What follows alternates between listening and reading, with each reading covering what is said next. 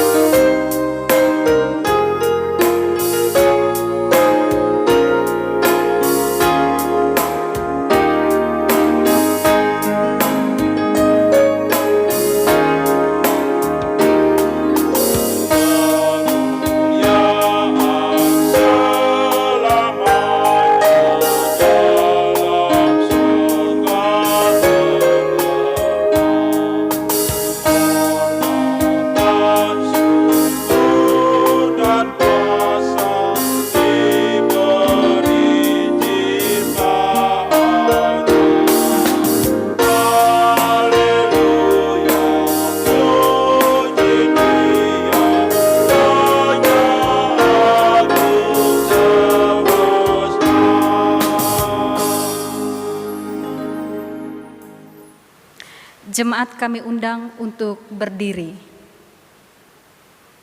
Di dalam nama Allah Bapa, Anak dan Roh Kudus, damai dari Allah menyertai saudara.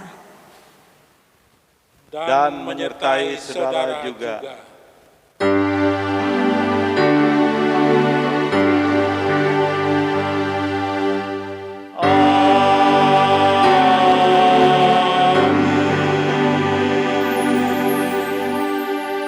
Jemaat dipersilakan duduk kembali.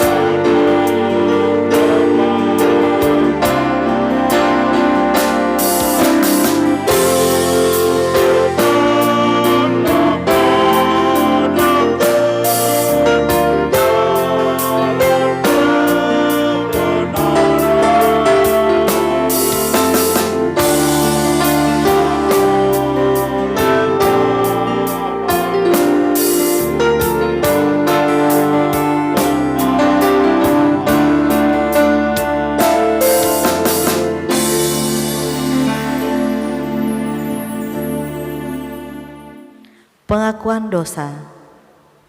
Setelah kita menjalani kehidupan dari waktu ke waktu, Allah dengan setia menyertai dan memberkati kita. Namun, betapa banyaknya kita masih tidak mampu menuruti perintah-Nya. Karena itu, marilah kita datang pada Dia untuk mengaku dosa dan kelemahan kita. Marilah kita merenung ulang dan menyesali dosa di hadapan Tuhan dalam saat teduh.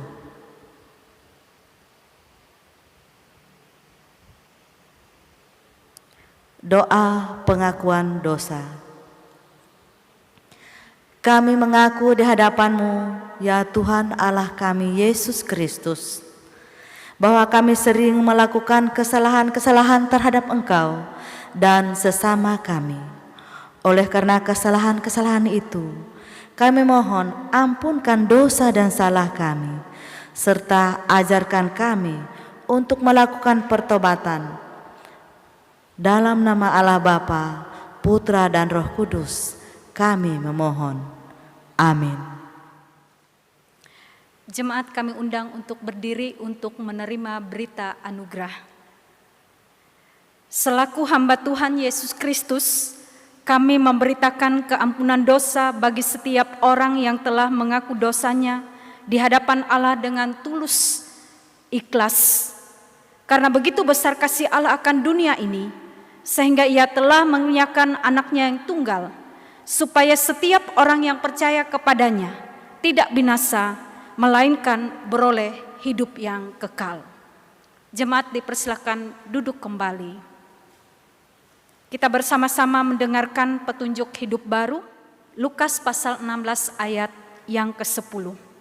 Barang siapa setia dalam perkara-perkara kecil, ia setia juga dalam perkara-perkara besar. Dan barang siapa tidak benar dalam perkara-perkara kecil, ia tidak benar juga dalam perkara-perkara besar.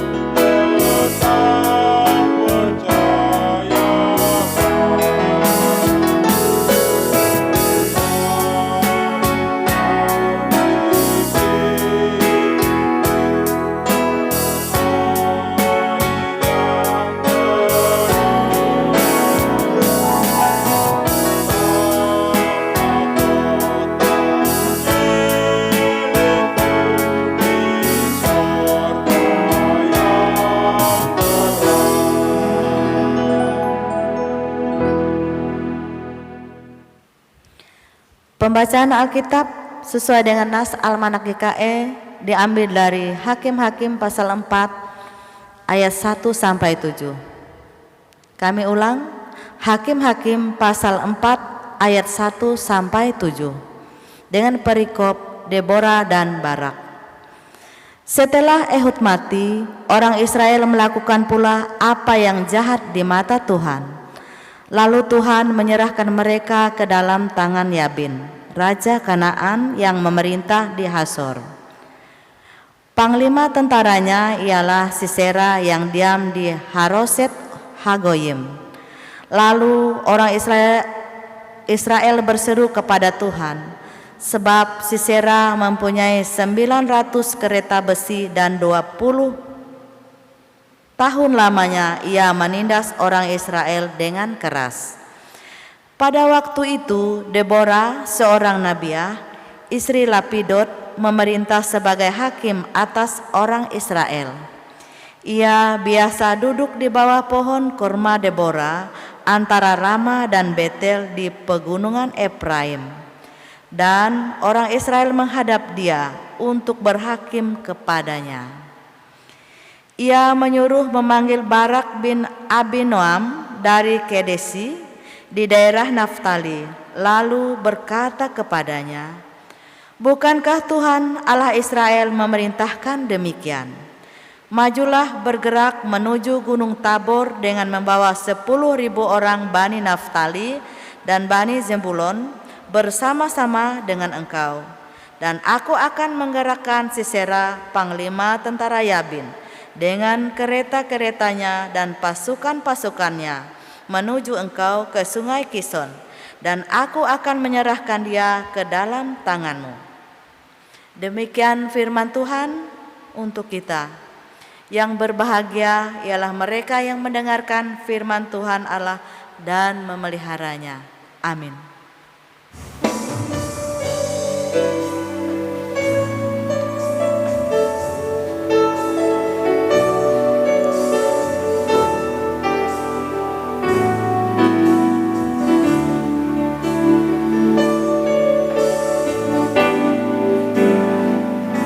Selidiki aku, lihat hatiku, Apakah ku sungguh mengasihimu, Yesus, Kau yang Maha Tahu dan menilai hidupku. tak ada yang tersembunyi bagimu. Aku lihat kebaikan-Mu Yang tak pernah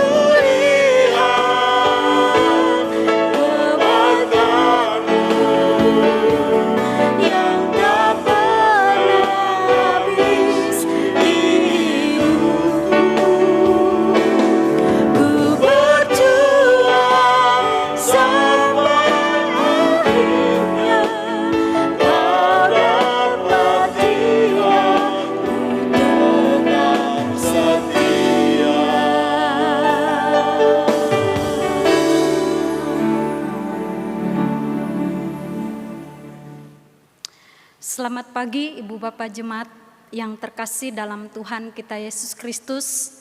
Salam. Pagi hari ini kita bersama-sama dalam ibadah di rumah kita masing-masing, di mana diperhadapkan kepada kita firman Tuhan dari Injil Matius pasal 25 ayat 14 sampai ayat yang ke-30. Kami persilakan jemaat membaca masing-masing di rumah bersama keluarga. Tetapi dari Injil Matius pasal 25 ayat 14 sampai 30 ini saya hanya membacakan pada ayat 29 sampai 30 dengan judul perikop perumpamaan tentang talenta. Demikian firman Tuhan. Karena setiap orang yang mempunyai, kepadanya akan diberi sehingga ia berkelimpahan. Tetapi siapa yang tidak mempunyai, apapun juga yang ada padanya akan diambil daripadanya. Ayat yang ke-30, dan campakkanlah hamba yang tidak berguna itu ke dalam kegelapan yang paling gelap. Di sanalah akan terdapat ratap dan kertak gigi. Demikianlah firman Tuhan. Ibu Bapak sidang jemaat yang terkasih dalam Tuhan kita Yesus Kristus, pada bulan November ini tema yang diperhadapkan kepada kita adalah keluarga sebagai tempat penyemaian benih-benih iman. Nah, hari ini perumpamaan tentang talenta, dan perumpamaan ini tidak baru kali ini saja kita membaca, kita mendengarkannya, bahkan berkali-kali dalam setiap tahun ini dihotbahkan. Perumpamaan tentang talenta adalah ajakan untuk berjaga-jaga dan bekerja dalam menantikan kerajaan Allah. Dan perumpamaan tentang talenta ini bukan berarti berhubungan atau ke arah yang dipahami oleh kita secara umum sampai saat ini, misalnya bakat, misalnya potensi, atau misalnya skill atau keahlian. Tetapi lebih mengarah kepada cinta kasih yang diberikan Tuhan kepada pengikut-pengikutnya, supaya mereka memahami ini dan mempraktekkan ini dalam hidup mereka. Ada seorang penulis yang mengatakan demikian, bernama Erasmo Leiva Merikakis. Dia mengatakan begini tentang talenta. Talenta dan harta yang terbesar kita adalah kemampuan kita untuk mencintai. Dan dalam upaya ini juaranya atau pemenangnya adalah pengambil resiko terbesar, yang berarti orang yang paling bersedia untuk menginvestasikan dirinya sendiri pada kesempatan yang tampaknya paling tidak menguntungkan dirinya. Ini pengertian menurut Erasmo Leiva Merikakis. Kalau kita mengarahkan kepada ini, jelas sekali. Ketika seorang hamba yang diberikan 5 talenta menjadi 10 talenta, yang 2 talenta menjadi 4 talenta.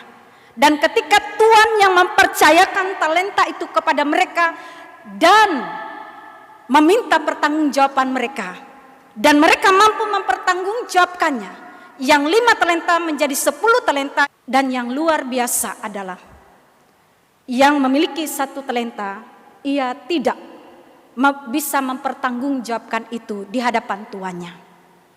Kepada 2 orang yang sudah melaksanakan tugas dan tanggung jawabnya dengan penuh cinta kasih, dengan penuh kesanggupan, dengan penuh keikhlasan, ia mengerjakan itu. Sehingga tuannya mengatakan, "Hai hambaku yang setia, apa yang sudah kamu perbuat, bahwa perbuatanmu itu sangat baik sekali, dan engkau melakukannya dengan setia. Setia memikul tanggung jawab dalam perkara yang kecil. Oleh karena itu, aku memberikan tempat bagimu dan engkau bersama dengan Tuanmu dalam kebahagiaan." Betapa luar biasa kedua orang ini. Dari 5 talenta menjadi 10 talenta. Dari 2 talenta menjadi 4 talenta. Dan mereka mendapatkan apa yang diberikan Tuhan kepada mereka, kebahagiaan. Dan kebahagiaan itu adalah kebahagiaan yang kekal. Ada sebuah cerita seorang sastrawan Rusia bernama Leo Tolstoy. Dia pernah menuliskan seorang tukang penambal sepatu. Suatu ketika ia bermimpi di mana Tuhan Yesus mengunjunginya dan berkata kepadanya, "Sang penambal sepatu, besok saya akan datang ke rumahmu dan berkunjung ke tempatmu." Ketika ia terbangun dari mimpinya, ia percaya bahwa Yesus besok akan mengunjunginya dan bertamu ke rumahnya.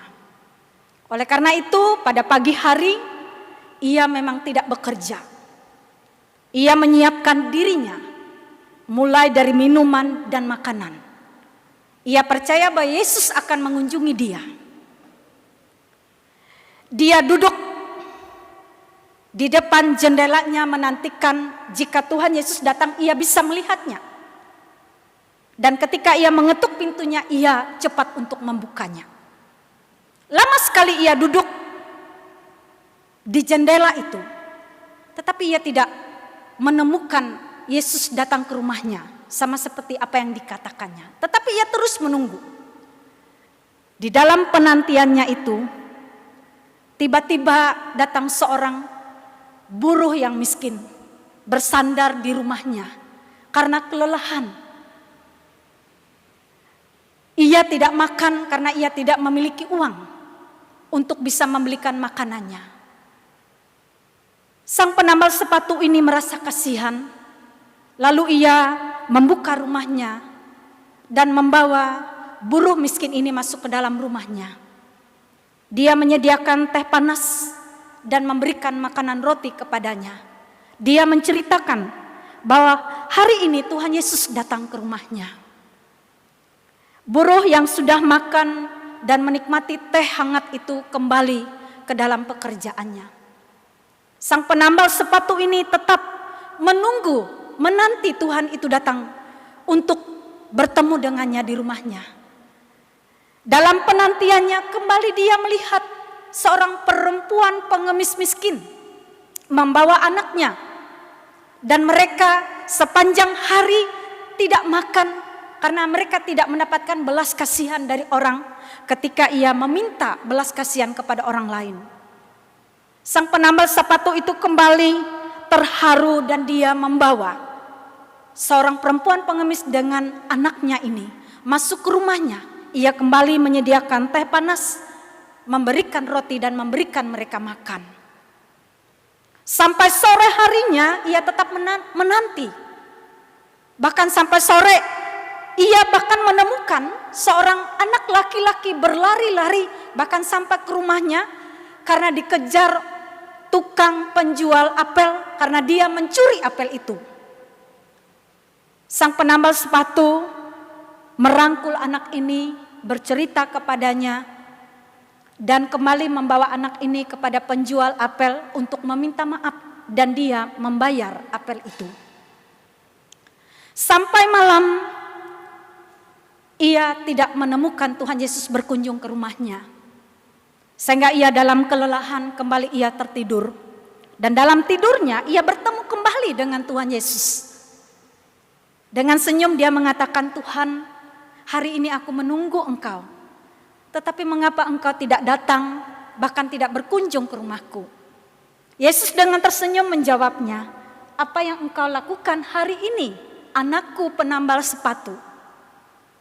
Seorang buruh yang miskin, seorang perempuan pengemis dengan anaknya, seorang anak-anak yang mencuri apel dan engkau membayarnya. Dan engkau menceritakan aku kepada mereka.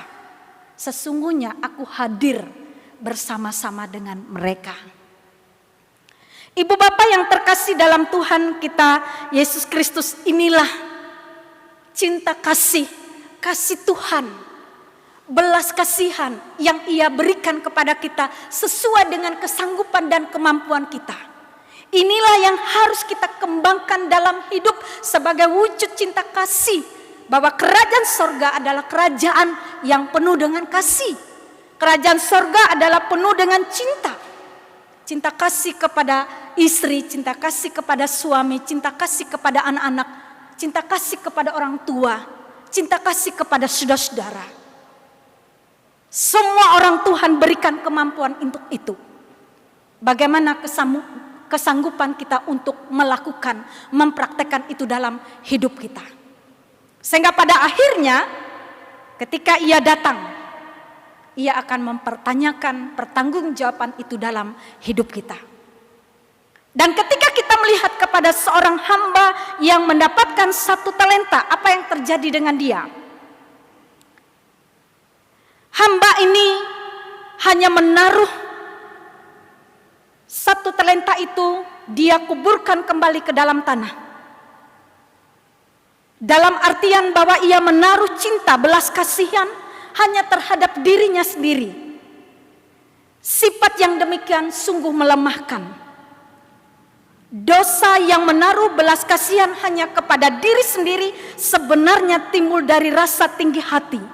Orang yang mau melampaui tenaganya sendiri, lalu karena tidak sanggup, ia menyalahkan orang lain. Ia menyalahkan lingkungannya. Ia menyalahkan masyarakat yang kejam di sekitarnya. Ia menyalahkan orang tuanya. Ia menyalahkan istrinya. Ia menyalahkan suaminya. Ia menyalahkan seluruh keadaan. Dan dia merasa nasibnya sungguh malang. Sehingga ketika Tuhan mempertanyakan itu kepadanya, jangankan ia meminta belas kasihan dari sebuah kelemahan, ketidaksanggupannya, tetapi malah ia mau membenarkan diri terhadap Tuhan yang memberikan kepadanya berdasarkan kesanggupannya. Apa yang terjadi? Pada ayat yang ke-30 mengatakan, dan campakkanlah hamba yang tidak berguna itu ke dalam kegelapan yang paling gelap. Di sanalah akan terdapat ratap dan kertak gigi. Ibu bapak sidang jemaat yang terkasih dalam Tuhan, keluarga kita masing-masing sebagai tempat penyemaian benih-benih iman. Di masa pandemi COVID ini, kita menyemaikan benih-benih iman dengan cara menjaga kehidupan kita dan menjaga kehidupan orang lain. Menjaga kehidupan kita dan menjaga kehidupan kita ketika kita menunjukkan kasih, memakai masker, menjaga jarak, tidak berkerumun, tidak mempergunakan waktu kita dengan hal-hal yang murahan, tetapi mempergunakan seluruh waktu kita dengan berkualitas. Ibu bapak yang terkasih dalam Tuhan, mari kita menyemaikan benih-benih iman. Kita berkumpul bersama anak, istri, menantu, cucu kita untuk beribadah bersama. Yang mungkin dulu tidak bisa terjadi seperti itu, ini adalah waktu yang berharga bagi kita. Mari kita untuk bisa berdoa kepada Tuhan. Yang mungkin dulu hanya istri kita yang berdoa kepada kita, tetapi kita tidak mampu berdoa, bahkan menjadi imam bagi keluarga. Ini adalah waktunya Tuhan memberikan itu kepada kita. Waktu yang diberikan Tuhan adalah sebuah kesempatan. Kesempatan yang sungguh berharga. Kesempatan yang bernilai. Karena pada saat Ia akan memanggil, maka pertanggungjawaban kitalah yang dipertanyakan kepada kita masing-masing. Ibu bapak sidang jemaat yang terkasih dalam Tuhan, pilihlah apa yang utama dalam hidupmu, apa yang terbaik. Karena waktu Tuhan adalah waktu yang terbaik untuk hidup kita. Tuhan memberkati firman-Nya dan memberkati kita yang mendengarkan firman ini dalam kehidupan kita. Amin.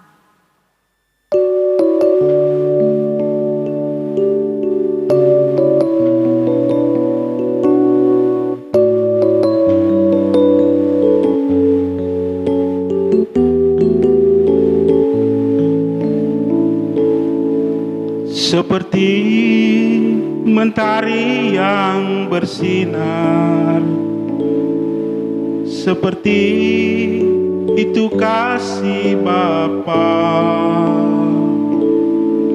seperti gelombang samudra takkan pernah berhenti Kau mengasihiku, seperti tingginya langit biru, demikian tinggi kasih Bapa.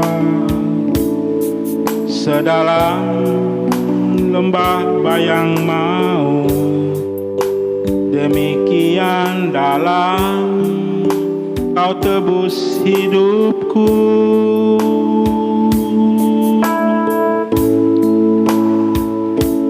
Kasih-Mu lebih dari mentari yang tak pernah berhenti memancarkan sinarnya. Cinta-Mu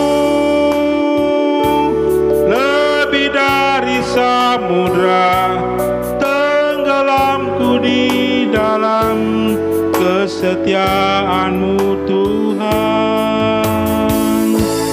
Terima kasih atas cinta-Mu.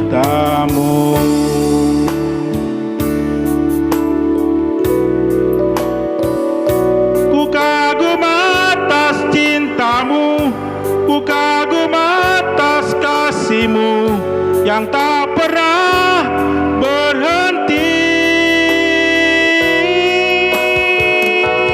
Kasih-Mu lebih dari mentari yang tak pernah berhenti memancarkan sinarnya. Cinta-Mu lebih dari samudra, tenggelamku di dalam kesetiaan-Mu Tuhan. Terima kasih atas cinta-Mu. Terima kasih atas cinta-Mu.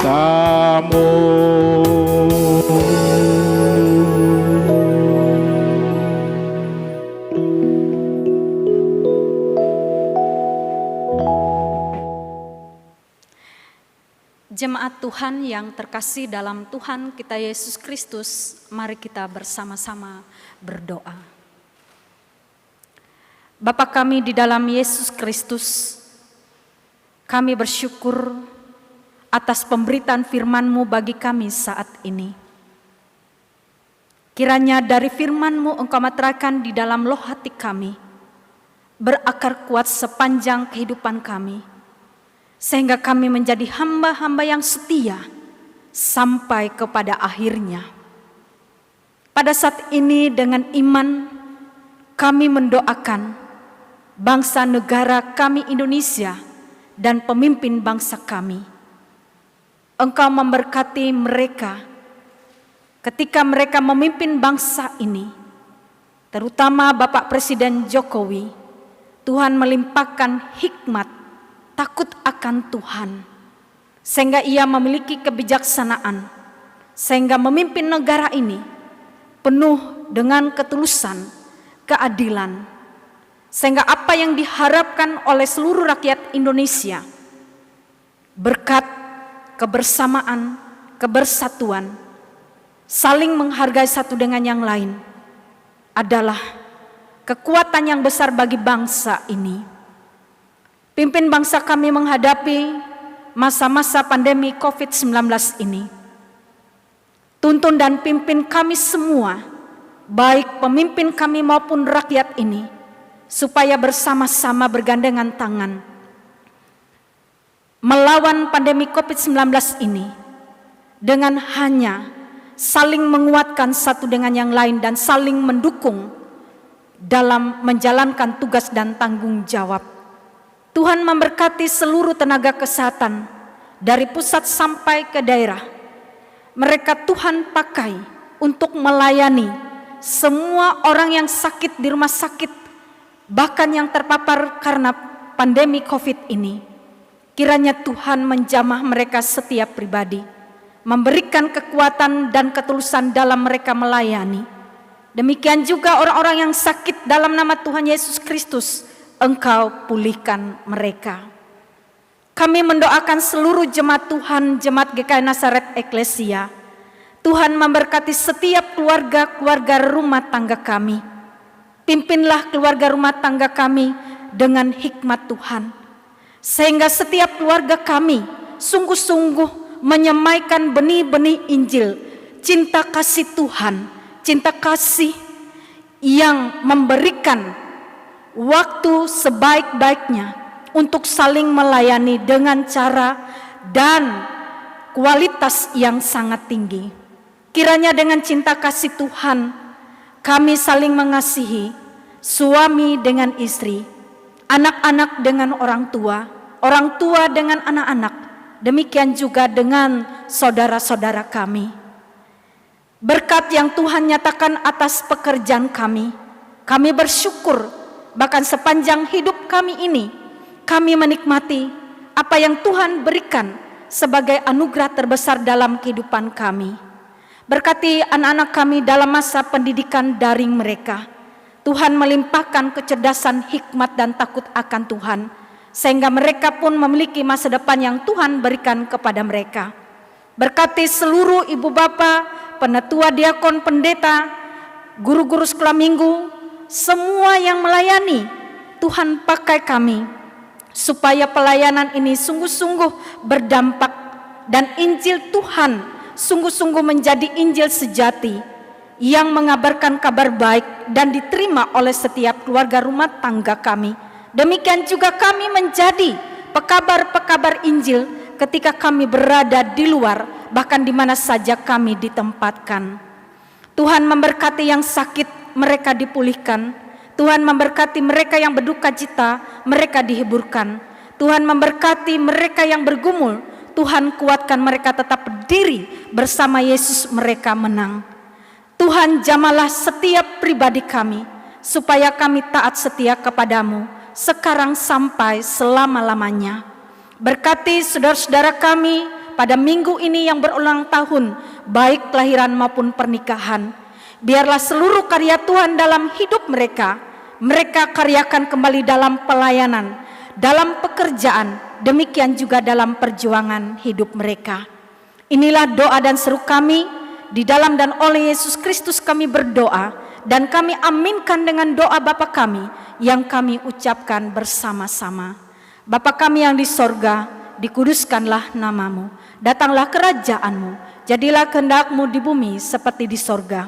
Berikanlah kami pada hari ini makanan kami yang secukupnya, dan ampunilah kami akan kesalahan kami, seperti kami juga mengampuni orang yang bersalah kepada kami. Dan janganlah bawa kami dalam pencobaan, tetapi lepaskanlah kami daripada yang jahat, karena Engkau punya kerajaan, kuasa, dan kemuliaan sampai selama-lamanya. Amin. Persembahan syukur. Dengarlah firman Tuhan tentang persembahan syukur yang terdapat dalam Kisah Para Rasul pasal 20 ayat 35 yang berbunyi demikian. Dalam segala sesuatu telah kuberikan contoh kepada kamu, bahwa dengan bekerja demikian kita harus membantu orang-orang yang lemah dan harus mengingat kepada perkataan Tuhan Yesus. Sebab Ia sendiri telah mengatakan, adalah lebih berbahagia memberi daripada menerima. Mari kita berdoa.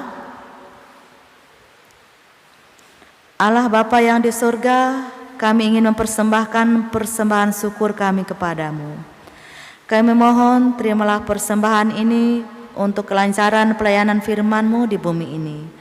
Berkatilah ya Tuhan. Kami juga ingin menyerahkan seluruh kehidupan kami ke dalam pemeliharaan dan kasih sayang-Mu. Terima kasih ya Allah, Bapa, Putra, dan Roh Kudus. Amin. Untuk mengantar persembahan syukur, jemaat menyanyi dari nyanyian Kidung Baru nomor 126 bait yang pertama dan bait yang ketiga. Tuhan memanggilmu.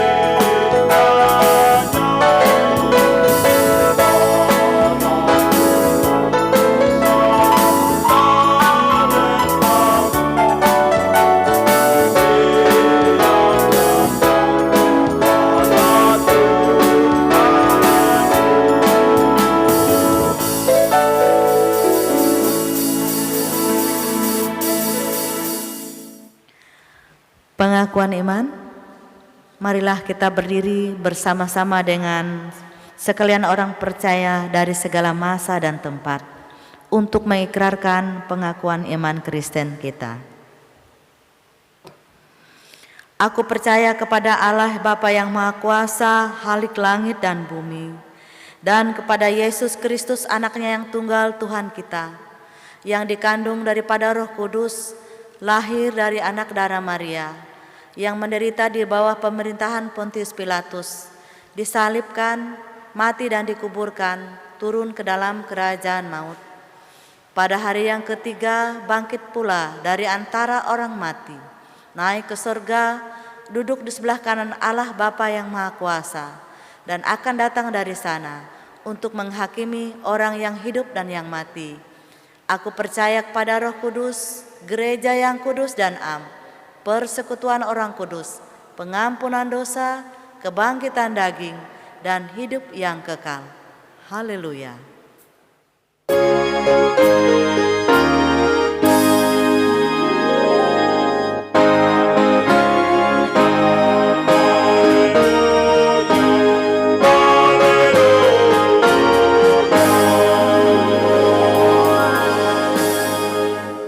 Kita menerima berkat Tuhan. Kasih karunia Tuhan Yesus Kristus dan kasih Allah dan persekutuan Roh Kudus menyertai kamu sekalian.